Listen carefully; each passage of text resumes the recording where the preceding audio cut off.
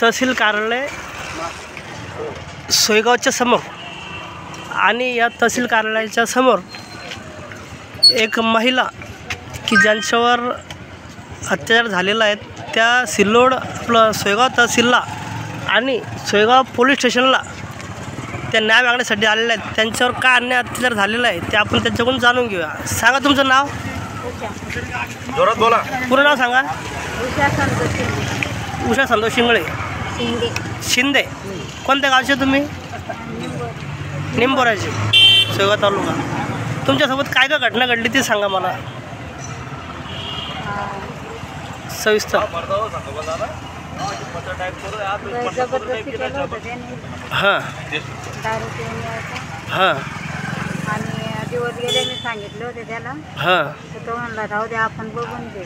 हां नंतर डिलिव्हरी झाली, मग माझी आत्या घेऊन गेली, हां अख्ख्या गावात सांगितलं, मला बाळ सापडलं। तुमची आत्या? हां हां मला म्हणली जाय तिकडे हेरीमध्ये देऊन दे।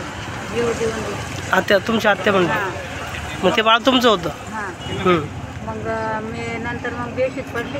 हां मग नंतर ती गावात आली, मग गावातून तिला दवाखान्यात नेलं, बाळ नाही। बरोडीचे पोलीस आले होते। बाळ डिलिव्हरी तुमची कुठे झाली? घरी? मग दवाखान्यात तुम्हाला दवाखान्यात नेलं होतं का? हां बेशुद्ध खायामध्ये झाली, हां पण मला बेशुद्ध पडली ना। हां मला अगोदर म्हणले जाय तिकडे हेरीमध्ये जीव दे। हां हां मग त्याच्यानंतर मी बेशुद्ध पडली, तिथं पुरीला घेऊन पळाली तुमची आत्या? हां हां आणि गावात नेलं आणि गावात म्हणायला लागली मला बाळ सापडलं। हां मग आणि पोलिसांना फोन केला सरपंचांनी, हां आणि पोलिसांना बोलवलं, मग पोलिसांना दवाखान्यात दाखल केलं होतं पोलीस कुठल्या? जळगावचं। बरं, आता मुलगी, तुमचा मुलगा आहे का मुलगी आहे ती? मुलगी झालेली आहे। आता किती दिवस झाले त्याला? आता महिना झाला। घटनेला किती झाले? 1 महिना झाला का? 1 महिन्यापासून तर 1 महिन्याचं बाळ तिकडे आहे हां सध्या? कुठे आहे तुम्हाला माहिती आहे का? हॉस्पिटलला आहे का नाही? हॉस्पिटलला नाही, आश्रमशाळामध्ये टाकलं। आता किती वर्षाची आहे ती?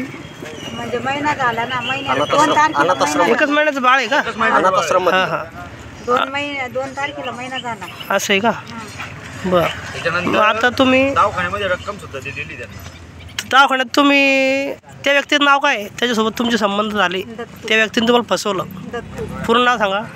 दत्तू पाटील आहे। दत्तू पाटील, निंबोऱ्याचा। मग त्याने तुम्हाला काय सांगितलं आता?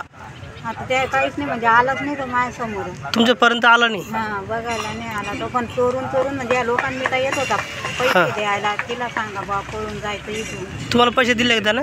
हां आता हे पिशवीत पैसे आहे का? हां दाखवा, कधी दिले पिशवी आणि काय म्हणून दिले पैसे त्यांनी तुम्हाला? ते द्या, हां म्हणजे निघून जाय बा इथून, गावातून निघून जा म्हणून? पैसे दाखवू नको कोणाला, हां आणि पोलिसांकडे जाऊ नको। हां पोलिसांकडे जर केली हां तुझ्या आई बापांना ठेवणार नाही तर एक कार त्यांना मारून टाकू, असं म्हणलं का?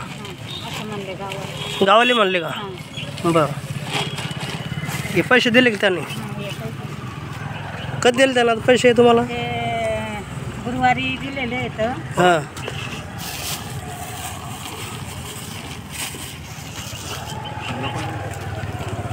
म्हणजे पैसे तुम्हाला दिले आणि ते म्हणतात की गावाच्या बाहेर जा?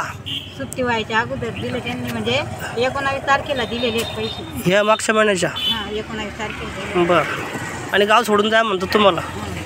बरं, हा मुलगा तुमचा आहे का? हां, याचं नाव काय आहे? अविनाश। किती जातो बेटा शाळेत? 6वीला?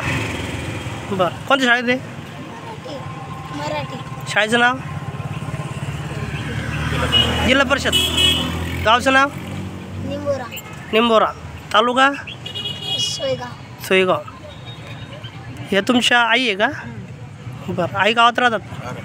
बाहेरगाव कामाला जातात, बाहेर गावला हां कामं? काय कामं करतात? असंच काही ऊस तोडायचं, हां हां वावराचं काम करायचं, बरं नगरमध्ये कामाला येतात। हां, तर हे तुमच्या हे मुलगी तुमच्या गावात राहायची त्या हां गावला हां निंबोऱ्यामध्ये? हां तुमचं ते गाव आहे का? माय वडगाव आहे, ते नागरकडे दिली। असं आहे का? मग माहेर आहे का तुमचं? हां माय माहेरामध्ये ठेवले होते का तुम्ही? तिथं गाव घरगीर आहे का? तुमचे मिस्टर कधी वारले? तुमचे पती, या मुलाचे वडील? दोन महिन्याचा का ना तसा वारलेला आहे. असं आहे का? आता किती वर्ष झाले? जवळपास 11 वर्ष झाले का? बरं. तर ह्या महिला आहेत, यांच्यावर प्रचंड असा अन्याय झालेला आहे.